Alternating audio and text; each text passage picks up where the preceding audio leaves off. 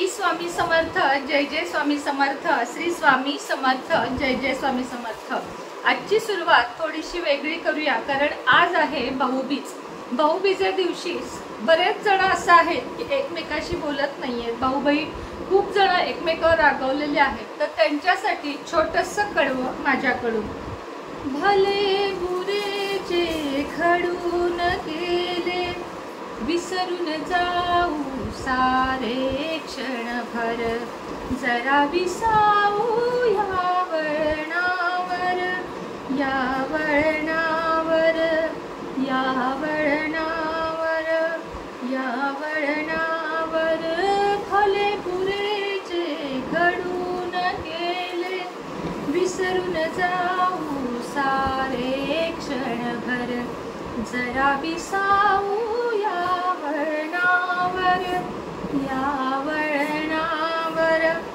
तसं तर सर्व गाणं येतं मला हे, पण आजच्यासाठी एवढंच, कारण जे काही घडून गेलं आहे तुमच्या भाऊ बहिणीच्या आयुष्यामध्ये ते सगळं विसरून आज नव्याने पुन्हा सुरुवात करा आणि छानपैकी भाऊबीज साजरी करा। आता आजचा व्हिडिओ खास त्यांच्यासाठी जो भाऊ बहिणीशी बोलत नाही किंवा बहीण त्या भावाशी बोलत नाही, काहीतरी गैरसमज झाले आहेत, काहीतरी झालेलं आहे, अशा भाऊ बहिणींसाठी आजचा छोटासा व्हिडिओ मी घेऊन आलेली आहे। माहित आहे की भाऊबीजेमुळे तसं तर व्हिडिओ बघायला कोणालाही वेळ नाहीये, मात्र तुम्ही हा व्हिडिओ जेव्हा कधी बघाल तेव्हा सुद्धा हा उपाय केला तरीही चालेल। आणि फक्त भावासाठी नाही तर आयुष्यात तुमच्या कोणीही तुमच्याशी बोलत नसेल तर हा उपाय तुम्ही नक्की करा।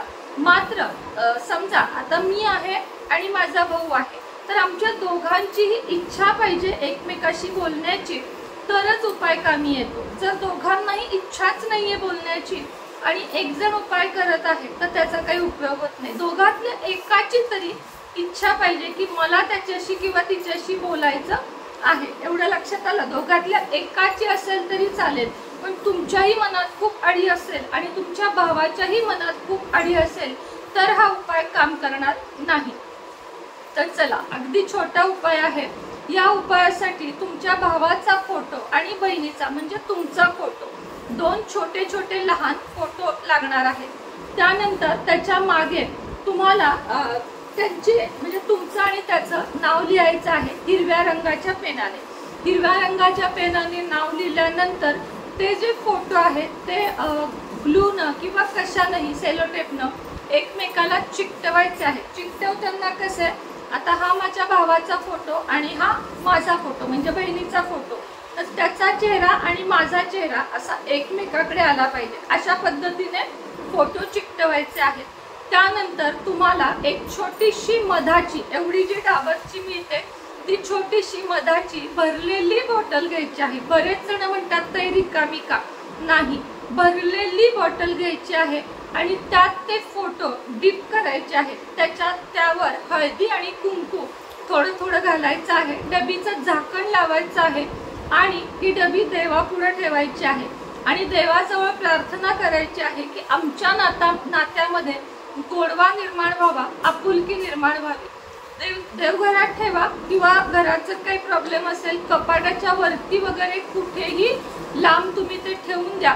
एक साधारण 21 दिवस तरी ठेवा। मुंग्या लागतील असं वाटत असेल तर खाली पाण्याची डिश ठेवा, म्हणजे मुंग्या लागण्याचा प्रश्न येणार नाही। आणि त्यानंतर 21 दिवसानंतर ही जी डबी आहे ती तशीच उचलून पिंपळ, वड किंवा एखाद्या चांगल्या वृक्षाखाली ठेवून या। खड्डा खोदायचा चमच्यानं वगैरे छोटासा आणि त्याच्यात ती डबी ठेवून वरून मातीनं झाकण लावायचं। साधारण जर खरंच नातं खूप हे झालेलं नसेल तर साधारण 21 दिवसातच तुमचा भाऊ किंवा बहीण त्यांचा कॉल येईल आणि तुमच्याशी बोलायला लागेल। इतका हा छान उपाय आहे। पुन्हा एकदा सांगते की दोघातल्या एकाची तरी बोलायची इच्छा हवी, तेव्हाच हा काम करतो। तर चला, आजच्या व्हिडिओमध्ये इतकंच। भावाला कसं ओवाळावं, भावाला काय द्यावं हे कालच्या व्हिडिओमध्ये सांगितलेलं आहे। व्हिडिओ आवर्जून संपूर्ण बघा। श्री स्वामी समर्थ।